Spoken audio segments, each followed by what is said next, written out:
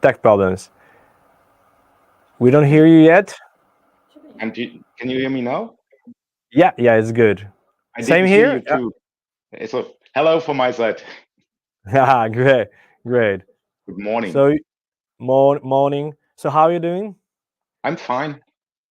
Yeah, above the clouds right now. So where are you Yeah, actually? it's raining outside, but I see the mountains now. The clouds are disappeared, and I have a nice view on some peaks from my home. Oh, nice one. So you're channel director, Central Europe at DataCore Software. Could you tell us a little bit about your role and the DataCore itself, as a starting point? Yeah, well, let me start with DataCore, but DataCore it's not a new company at all. We are founded in 1998, and we are very well known as the software-defined storage company for block storage. We announced our first product in 2000, and we have a lot of very named customers worldwide.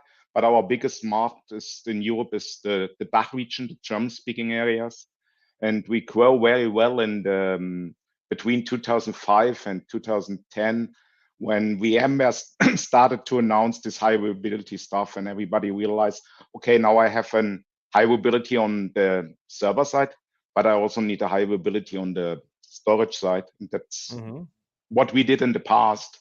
But we growed, and we bought 3 other companies in the last 4 years, I would say. And now we are able to provide a software-defined storage solution for block, file, and object. That's what DataCore is doing. I'm with DataCore since 17 years now. I started 2006 as the 4th employee in Germany. And I had different roles. And since 1.5 years, I'm responsible for the channel in the Central region. The Central region is the DACH region, German-speaking area, Eastern Europe, and Middle East. So you said software-defined storage. We'll go deep dive later on. But But we previously talked and says, okay, let's a little bit, start with the overview of the object storage itself, because it's not, let's say, new technology right now. But I believe, and I still know that we need to put some more education, because not all of us, all of our partners, customers, actually, treated. They understand the basics, but I don't think that they know all of the use cases. So let's start from the beginning. How you, let's say, or were you actually the first time heard or read about the object storage itself? To be honest, I guess 10 years ago or more, the object storage came around the corner. But at this time, nobody realized what is really behind. And then Amazon started to announce this S3 interface and start to use it and made an offer to their customers that they can use object storage in the cloud. And that's the first time when people are starting to thinking about object. But in the last 1.5, 2 years, everybody is talking about object, because the backup vendors are talking. If you want to have a protection against ransomware, object storage is the best way as a backup target.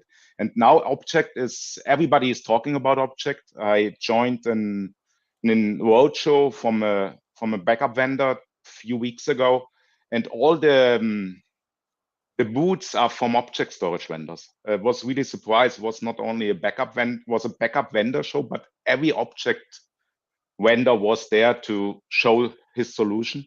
And what I see behind object is much more as a backup target. Everybody is using it or will start to using as a backup target, but you can do a lot more of stuff with object storage. A good example for me is a file system. You are using your file system, I'm using my file system. If you want to find data in my file system, you are not able to find it. You have no idea how I use it.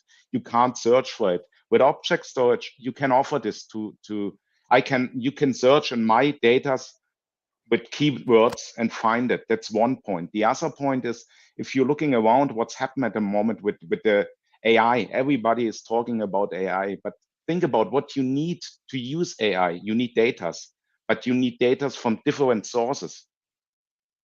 I can't hear you anymore. Okay, so sorry. So we still no worries here. But you said it's still, most cases is a backup. At the moment, yes.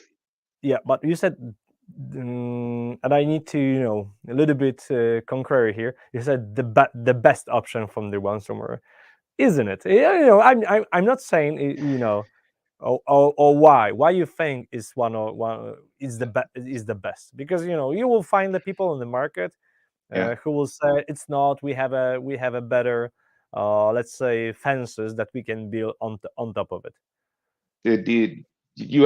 The challenge is you have to protect the backup against encryption, and you know what the hackers are doing. They try to encrypt the backup first. If they can encrypt the backup, they continue. If they can't, in more than 90%, they stopped the attack, because the backup, if you have a backup, you will never pay. And so they try to encrypt the backup.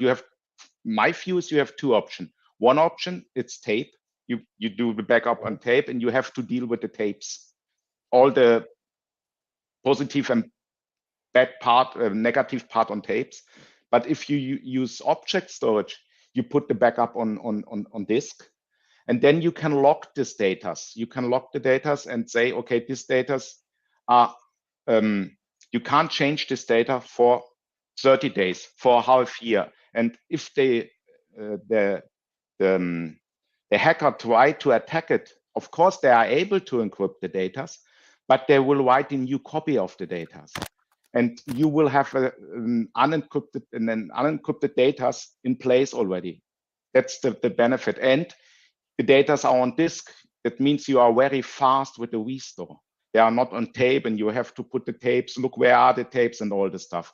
And that's the reason why I say object storage is the best target against ransomware at the moment in the market. Yeah, because some of the folks saying, okay, the best air gap is a physical offsite, but we know it, that is, it's pros and cons. Cons is that you need to deliver to somewhere else, and it's also always time consuming, and you need to have a processes. With the object storage, the life is much more easier. But we also have the latest trends like immutability on the object storage, and it's also changing the way how the object storage is treated. You also have this kind of the mechanism in the DataCore. Could you a little bit, could you a little bit tell how it actually works and what are the best benefits here? It works like I told. It's the lock. You can lock data for a time, and these data you can't change the data. And also we are able to use the lock from, example, your software, so that the backup administrator don't have to go on the storage and lock the data. So we can use the locks from the backup vendors, and so it's on one GUI. You can manage the whole backup. You don't have to have the knowledge on object storage. On-prem, hybrid, or public cloud. So we are living in a regions. You are living in that region. I'm in Poland, but we've seen that everybody is talking about the cloud, but not every customer would like to use this approach. What's the most common usage when you see as a DataCore team, what is more preferable, or what option we have it when we're using the object storage from the DataCore? Okay. What we see on the market, it's a lot of customers are going for hybrid now. They had experience with full cloud offers, and a lot of companies are going back to on-premise, but they want to use the cloud for specific use cases. And what we see at the moment is really the hybrid approach. And we can offer the hybrid approach. That means with our management, you are able to manage on-premise object storage and also the object storage what will be in the cloud.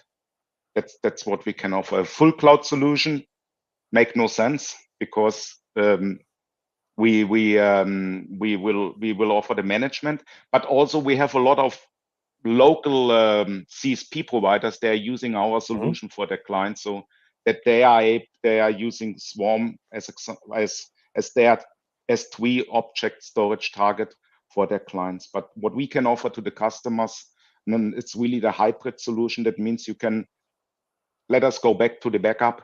We can have a backup on premise, and we can have a replication from this backup in a cloud like AWS or Azure or local Wasabi, whatever they like to do. And the management is not in our hand, and that means in the hand from the customer. Yeah, the additional copies, it's supposed to be done by the backup software in this case, or you have some mechanism to make it happen? We are doing the replication. We are doing the replication. Okay, so it's even easier. Yeah, if you have the case that the local data are not available for what reason ever, you can change the backup target to the cloud, and you have the full access with the backup software. That's how it works. And how many replicas is by default? Is it 2, or you can manage more? You can manage how much you want. Okay, and you can choose from the customer. The other S3 providers. So this is also the really good news. So you can easily combine the on-prem on Swarm with the object storage from the third-party public cloud vendor. Yeah, right. Okay, so this is one of the use cases. So we are maybe because it's a Backupmonster show, we are more talking about the backup itself. It's obvious, but let's figure it out. The other use cases that we can take from the object storage. That you have it. Yeah, I think I have a good example. It's an airline. They are using object storage to provide the flight plans to the pilots. You know, if how it works. If you book a flight, or if a pilot have to take a flight, you need a lot of information. First, you need to know from what's destination, what is the where he start, where he's landing, which airplane he's used, how many passengers, how many other load, how many fuel he have to take. He need the maps from both airports. How will be that he need the weather forecast and all the stuff, and all the things you have to put together and provide to the pilot. In the past, they get the weather forecast on paper. They had a meeting with the co-pilot, looked on the maps and all the stuff. But today it's completely different. They have a tablet, and they get all this information on the tablet, and then they go to the plane, set up the plane, do the programming for the autopilot, and then they do his job. And that's all the information and you need. And object storage is the perfect solution for this. And also, if you think left and right, you will find a lot of similar use cases. The way how it works now, it's there is a flight from Munich to Warsaw, as example, and then the system is collecting the data. They know, okay, the flight is at 8 o'clock in the morning. The flight number is LH17 whatever, and then they start to, okay, I will use this plane. That's the passenger list, and they collect the data from different sources, put it on the object storage, and then today everybody would call it AA, but it's an algorithm. They prepare the flight plan for the pilot. The pilot can download the plane on his tablet. Then he went to the plane. He's going to the plane, program the plane, take the flight, and after the flight, they have to archive the plans for I don't know how many years, 5 or 10 years.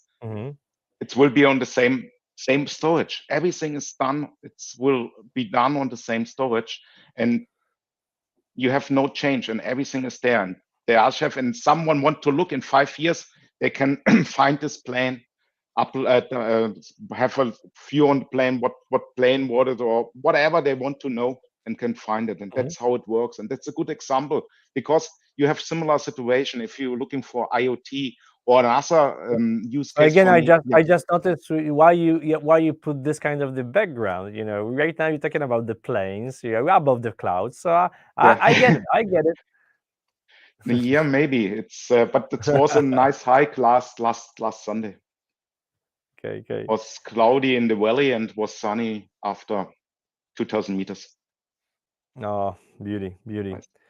So I love this example, and what I personally take as a huge advantage is the accessibility. So if you so because you are you reach the object storage in a different way using the HDS PS plus secret key buckets, so you can much more easier connect through the different type of the application or the services, or like in AWS the lambdas, so you can put and use the storage, put this information for a while, then take this information, put somewhere else, or work on it. So when we're thinking about the building the new small microservices, this is let's say the unique value, easy of use and easy of access, and for long term easy to store, because it's still, when we seen it's one of the cheapest kind of the storages that we can find. We always struggling again with the tapes. I guess still the tape has the best density versus the pricing, but like we said, this is also the cost of the maintenance, special places, or offsite of building the offsite services, and also the nobody's thinking about it, but this is a magnetic world, so you need to have a special temperature and conditions to do not destroy the data after a while. And tapes doesn't like to go into the other place for like 20-30 years. They need to be read to not get this data lost in the end. So do you have a numbers, how much, let's say, data we are consuming during object storage worldwide? I know it's not easy question. So I have some. I saw some research from IDC. I think it was IDC, and they believe it's not object storage, it's overall, and they believe we will have a growth in the next, I think was 3 or 4 years, about 200, more than 200%, because more and more devices are starting to send in data. If you look for cars, as example, I got a new car, and this car is sending data to the vendor every time when I'm driving. I just got the SMS from my car, and You because see, I didn't log the car when I came here. I'm sorry for that, but this is this is how it works right now. Yeah, how it works, and also I have no idea how many data are on object right now, to be honest. But what I see and what I believe, will be a huge change in the storage market. The object will be more and more, because it's more intelligent. You can do more stuff with it, and file will get less and less in the future. That's what I see, because it's static. It's a file system. It's a static thing. And if you create the file system, you know how it works. Nobody else works. If you want to hand over to somebody, it's hard for them. And that's the challenge behind. And I believe there will be, you will see that the object storage will grow and the file will get less and less in the market. That's what I see. And also, let me go back to the tape. There's another important point. There are a lot of data you have to keep for 10 or 13 years by legal. And how you will manage this, and if you have to copy the data from one tape to the other, you have to provide the certification that the data are not changed. If you have to keep the data by legal, it's every time when you have compliance rules in it, you have to make sure there are no change at the data. And that's also a big benefit from a software-defined solution, because if you have to replace the hardware behind the software-defined solution, you don't touch the objects, you only touch the hardware. So you don't have to follow rules, you don't need an external company consultant who prove that you don't change the data. And that's an important part if you're talking about archive. And actually, you're just ahead of my next question. Let's talk about this evolution and how it actually changed. We've seen this change, definitely. So nobody, I guess, can deny that the object storage takes a more and more, let's say, consumption from the percentage of the data that we are consuming every year. And this, growth, it's still rapidly. I guess we are producing more and more data each year, and right now the 5G, all of the IoT will not make our life easier. But like you said, I cannot imagine that we are staying on the, let's say, the file system level, when you need to care about the sizes, the formatting, the formatting way. And the file system is great, still the great approach for the old, let's say, monolith application.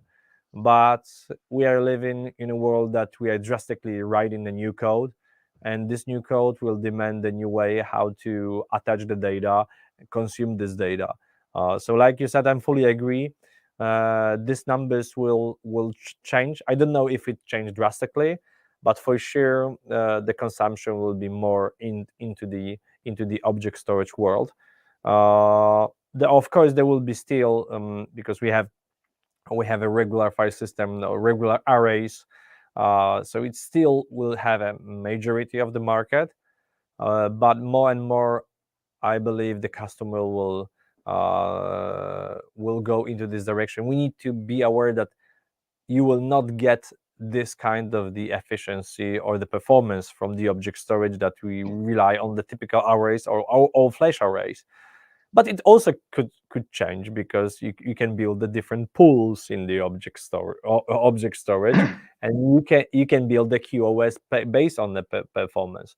Right now it's more about a much more colder storage with not huge demands from the latency and the performance point of view, but SDS philosophy.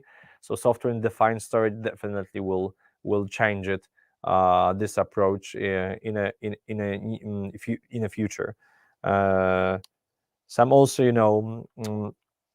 do you see how let's say typical partner or customer who used to have the arrays like like from the 90s, so the 30 years I'm using it, or Dell, IBM, whatever our array company, do I willing to think about something new, or they are just keen to stay, or the application movement, they just a little bit push them into the object storage? I'm right now thinking and guessing what is actually the purpose of change in the existing IT environments. How you see it?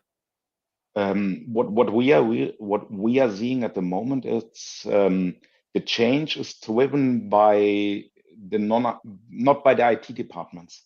The change are really driven by the people, by the departments. They are working with data, the data analytics departments. They are driving these changes because they need other tools to analyze the data. They can't work with file system or database anymore. If you go a little bit deeper in this data analytics part, you will see most of them are working with non-SQL databases right now, because there are limitation, and you also have the limitation on the disk sites if you are using arrays or if you are using a file system. And this change is really driven from this departments. And also what we see, a lot of new applications are they're required S3 interface, S3 storage right now.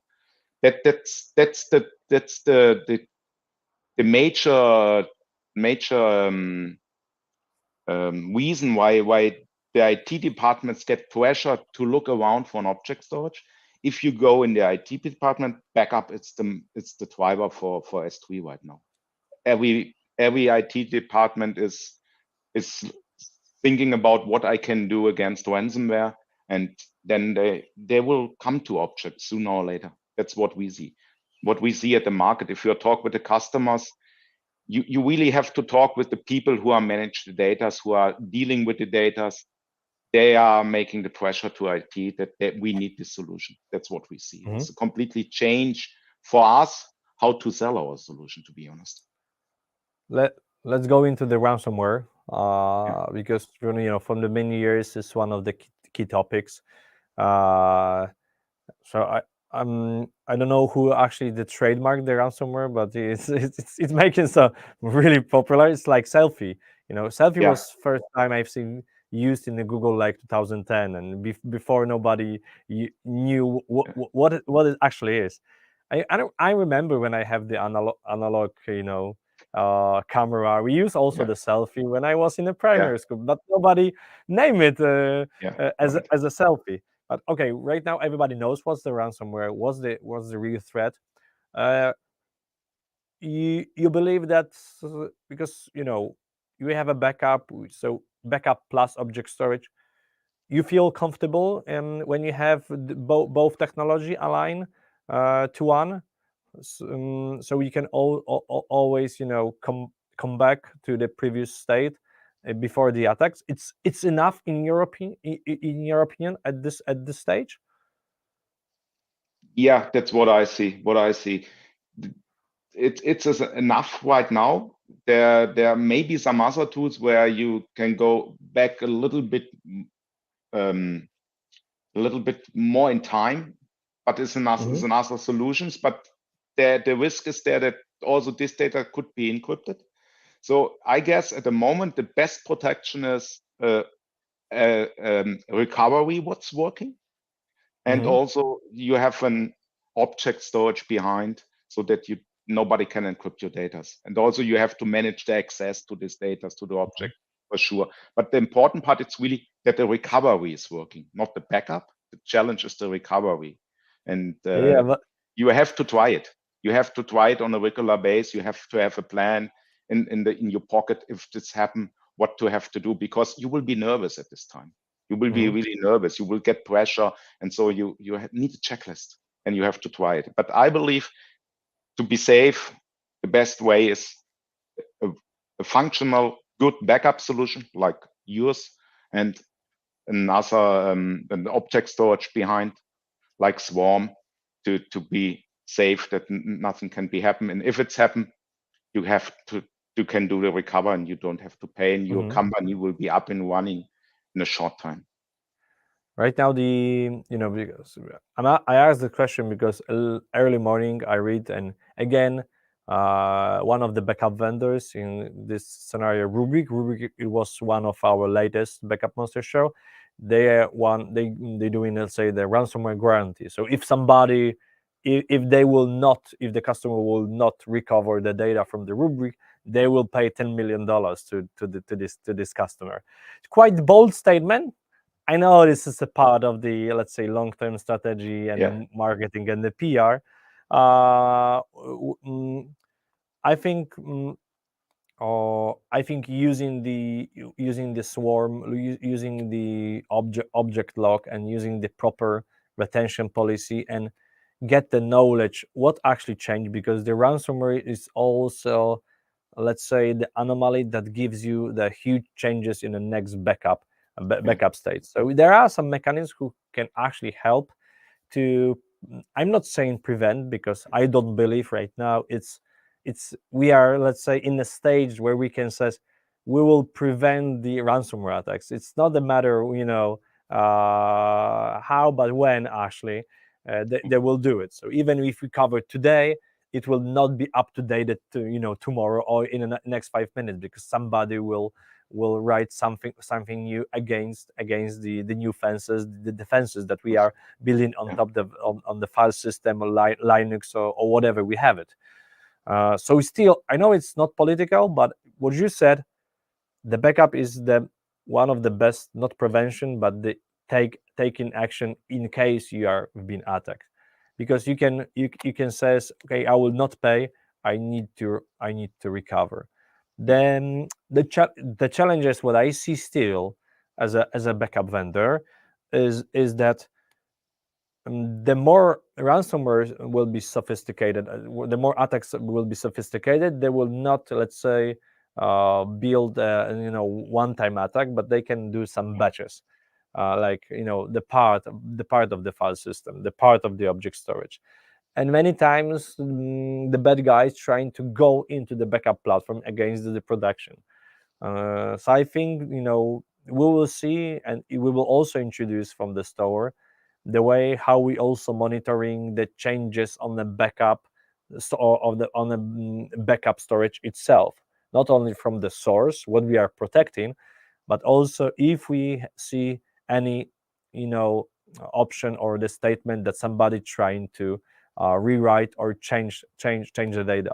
But like you said, when we have the object locked, the things are getting much more worse for the ransomware attacks, because they cannot actually rewrite, because the swarm with the object lock is like the read once, read many, so you cannot overwrite the data itself. So it's like you have a tape support with the warm backup. But I believe in the next, let's say, months and next releases, also the statement from me here as a Storware, and we will talk about our cooperation soon, is that we'll take more into the account that we need to also get more knowledge about if somebody trying to change the data on the backup target itself. And the beauty is that we lately started this cooperation, and we already, for example, one of our distributors started to match up us as one of the backup appliance when we have a swarm and the Storware built on top of the server. So we have all-in-one solution. And I believe this is one of the future enhancement, because I didn't mention, but what I also love in object storage, that you can feel much more, let's say, because you don't see the maximum size of the file system. You can easily add, because it's a little bit different approach how to build this kind of the storage. So you can add the blocks. You can easily scale out. So it's much more easier to invest in a smaller box and build on top of it the additional layers, are easy to resize with the full range of the security aspects, like warm tapes that we set based on the object storage. What do you think about our cooperation? I think this kind Good, of bad, great.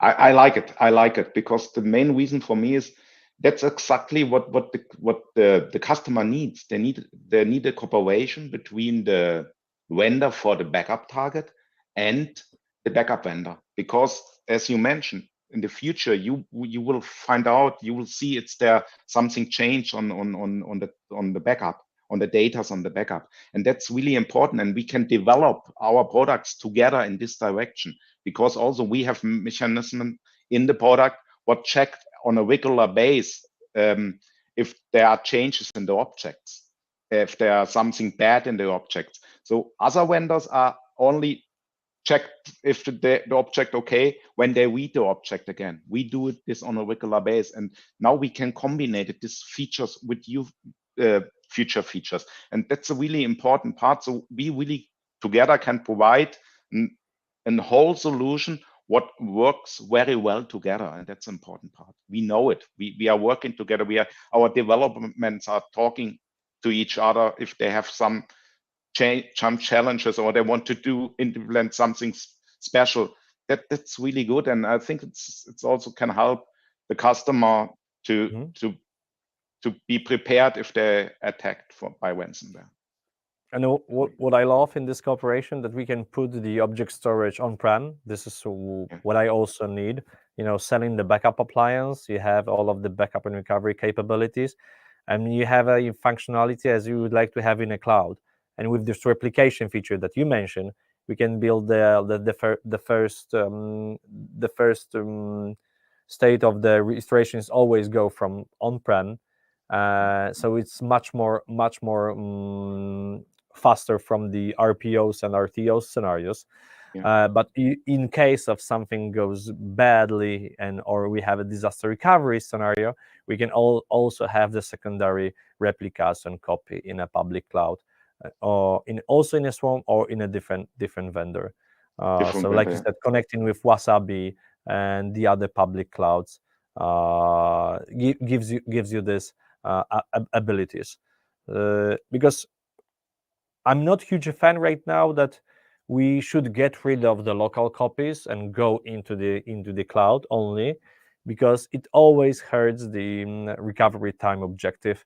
And this is this is what's most, like you said, this is one of the most important key parts. When the things go in a bad direction, and we need to know that we need to from time to time check the list and see if it's restorable. So not waiting for the ransomware attack or the other data loss from our environment.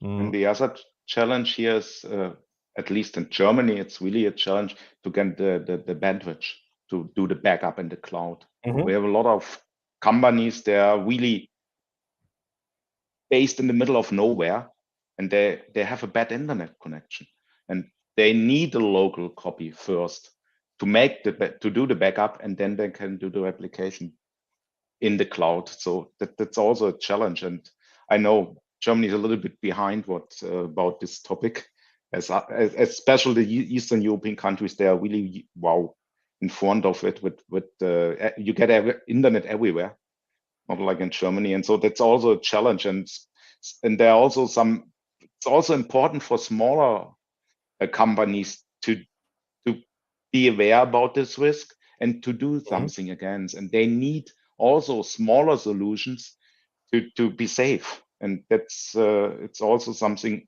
what we can develop together and we can offer to the market. I'm sure. I was talking with one of my friends in Denmark, and then they realized they use the optic internet everywhere. So like in every house, every small business. So this is a huge change. We don't have it in the rest of the Europe. But it's definitely going into the right direction.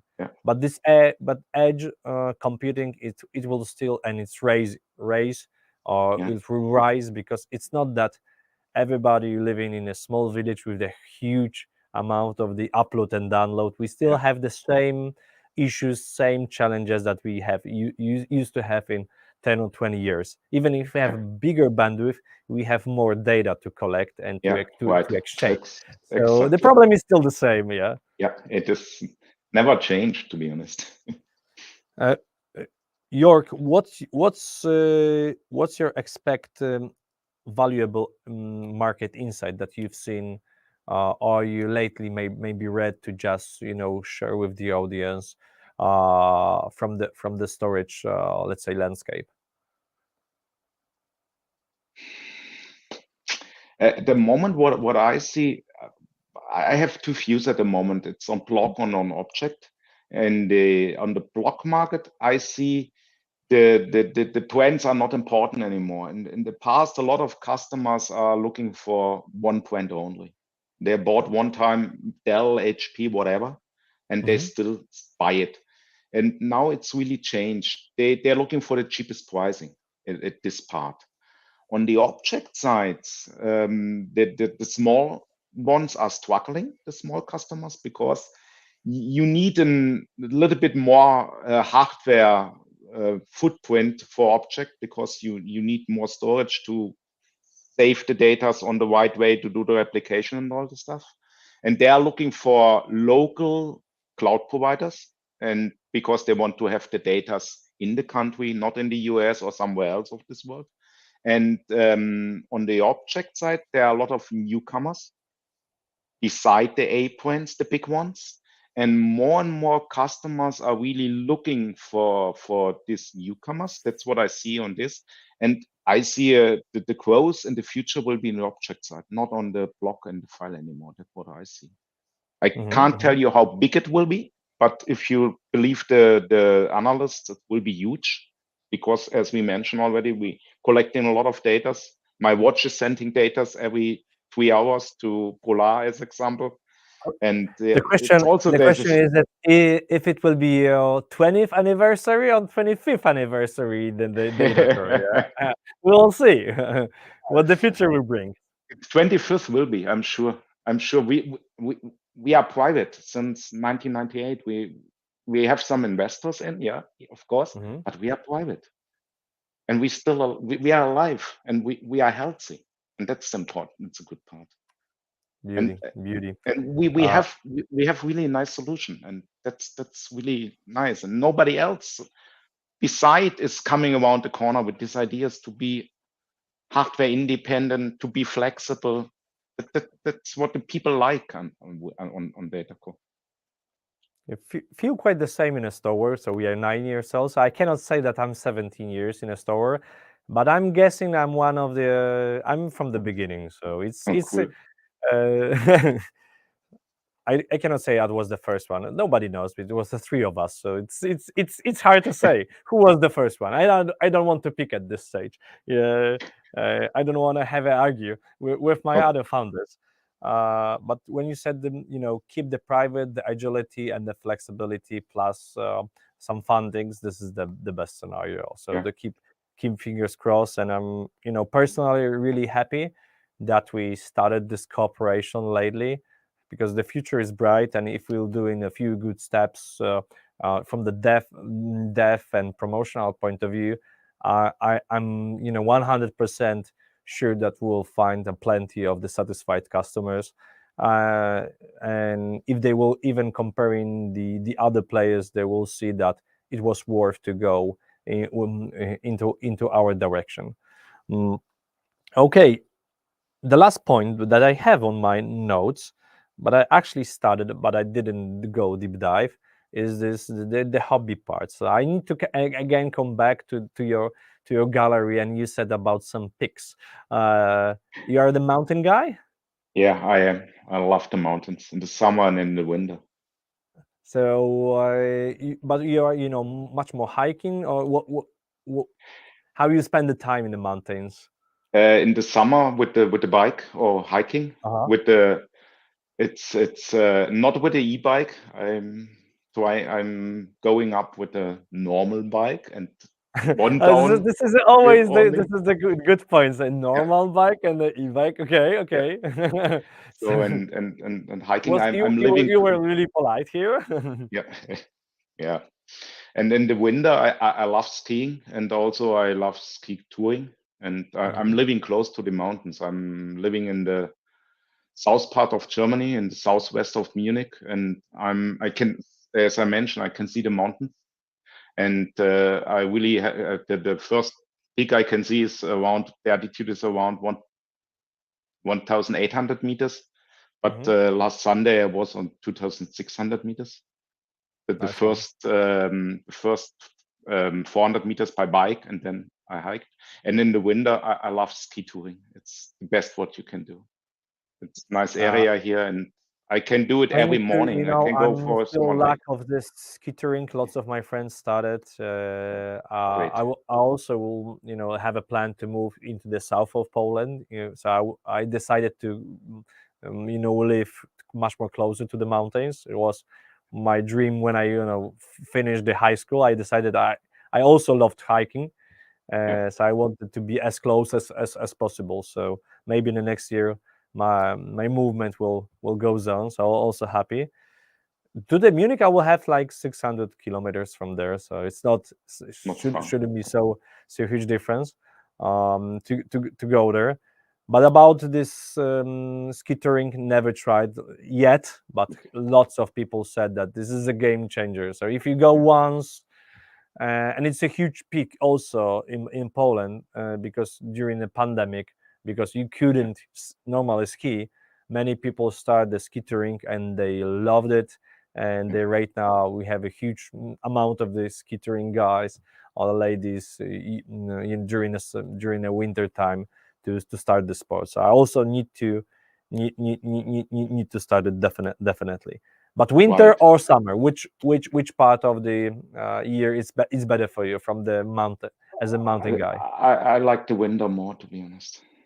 I like the winter more, yeah, because it's nicer. It's less people, especially when you go on ski touring. I go normally with local friends that know the area very well, that grow up here, this area. So, and nobody else is there, and that's the best. That's what I really like. You are alone with you, and you walk up, and then you have a nice view, sun, and then you have, if the snow is the snow perfect, what it's not often, you have a nice white or one down, and that's nice. It's really nice. You should try it, or we should go together. You should come, or we will go in some nice area. There are some nice areas in Austria. Oh, we got it. We have it recorded. So you bet, we got it. So there Yeah. is evidence here. We go. There are There you really go. nice areas in Austria. They stopped with the normal skiing, and it's a ski touring area now. It's really nice. You should try it. Mhm. Start on the slope the first time. Try it, and then you will like it, I'm sure. Super, super. And I will speak with my friends who has an e-bike. So I still have it two, opposite scenarios. They saying, if you go, you should never go there. But actually, 2 weeks when I was in the mountains, I was hiking with my wife and friends, and it was like 85 years old, guy on a typical bike, and it was those huge, differences, and it was driving like 10 kilometers per hour. And I said, excuse me, for how long you are driving this bike? Whole life. And I say, Yeah. why not e-bike? Why use it? So it's for so I understand that if you're looking for some real cardio, you shouldn't use the e-bike. But of course, if you look like for the more pleasant journey, and if you would like to start the mountains, it's also the option. So we will not But say which is good or bad. You are the typical bike. You said normal, so yeah, I know what you normal meant bike. by that. Yeah. Okie doke. So Joerg, I'm guess we are hitting the end of the conversation. That was a pleasure to have you here. Glad that we spoke about the data core, the foundation of the data core, the way how the data core right now operates, our cooperation between both companies. So looking forward, like I said, for the fruitful cooperation, and I'm 100% sure that we are both teams are in a good hands. So thank you for engaging conversation when we talk about the object storage, the evolution, the changes, and the future. And hope it's not our, let's say, last conversation on this field. So wish you all the best, and see you soon. And follow the audience. If you have any questions regarding this episode, just put the information on the live, or if you are right now watching on YouTube, because it's we'll post it. You can always leave a comment. So we will try in the ASAP mode to give you all of the answers, or you can reach us directly. Follow the DataCore company, follow the Storware company to get more insights and knowledge regarding the backup and the storage area. And I guess that's all, folks, for this Friday. So Jörg, again, Thank you very thank much. you for your time. It was a pleasure to speak with you. And as you said, maybe there will be some time that we'll jump into some ski touring part. Yeah. We will manage it, I'm sure. Thank Okay. you. Bye-bye. Thank you. Bye bye.